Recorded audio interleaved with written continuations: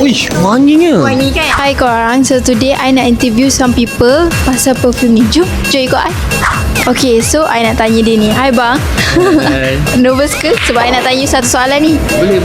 Boleh, betul? Betul. Okay, so tengok kat tangan I ni. Ada apa? Perfume. Perfume ni Chapter 7 Sky Secret. Okay, soalnya kalau you keluar, you pakai perfume apa?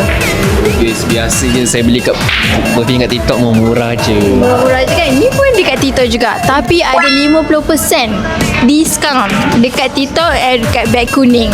Okay, cuba you try dulu. Boleh tak? Mana boleh try? Serius? Serius. Janji. Janji. Uish, wanginya. Wangi kan? Okay, yang ni sebabkan abang hari ni main snooker kat sini. Kira lah saya bagi ni untuk abang. Nak tak?